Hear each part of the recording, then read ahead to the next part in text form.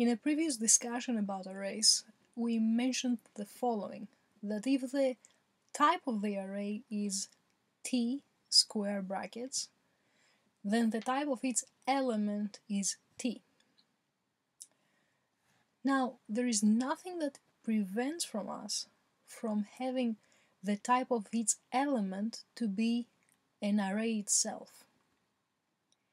This is the way that in Java we are creating multidimensional arrays, as they are usually called in other programming languages. Take a look at this statement.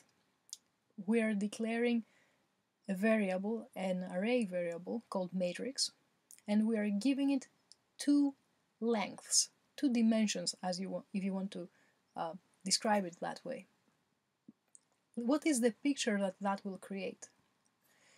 Here is the array that is being created. Remember that the default value for an integer is 0. This is an int array, so every element upon creation gets the default value, since we did not initialize the array with different values. And this is why the picture is full of zeros. What have we created here? One way you can read it, you can understand it, is that this is a two-dimensional array that has 5 rows and 10 columns. A more accurate description in Java is that this array has 5 elements, and each of the elements has 10 elements itself. So matrix I is an array of 10 integers. And here is a picture of this array. Let's take a close look to see what is happening. The array matrix is a reference to an array of 5 elements.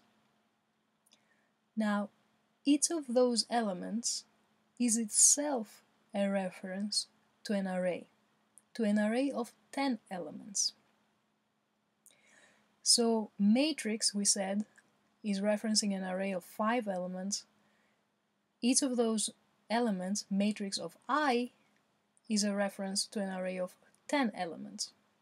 So matrix.length will return 5, while matrix of I.length will return 10 in this particular example.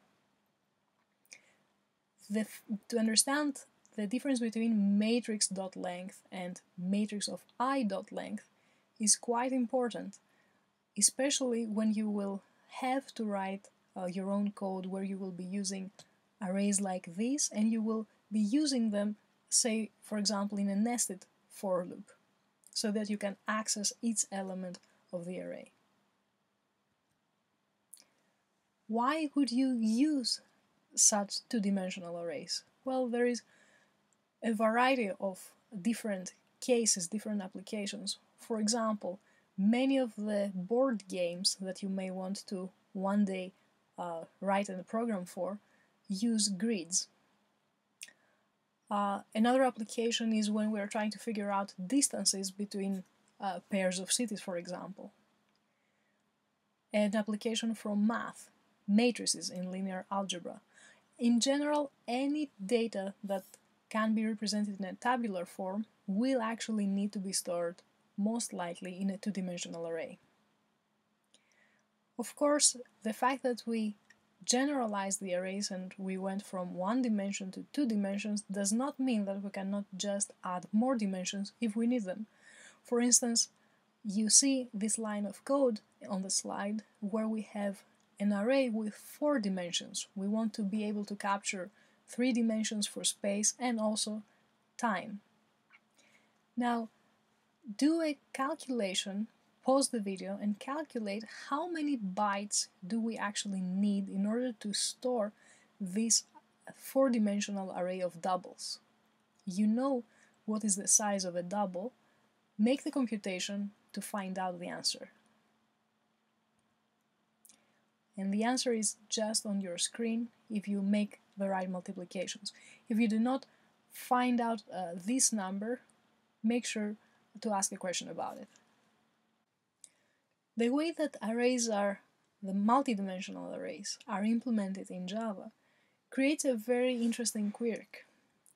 There is no requirement that matrix of I and matrix of J, if matrix is a two-dimensional array, have to have the same length.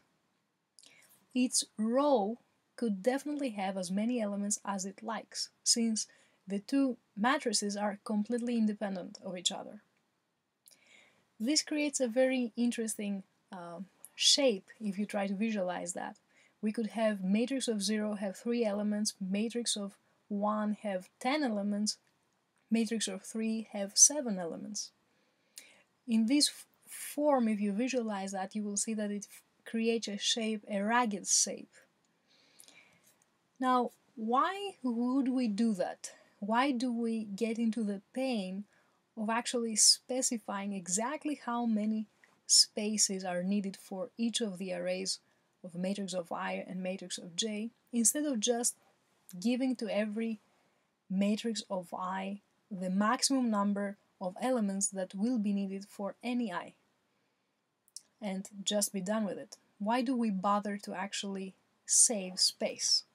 And this is the key. We actually do it for storage reasons.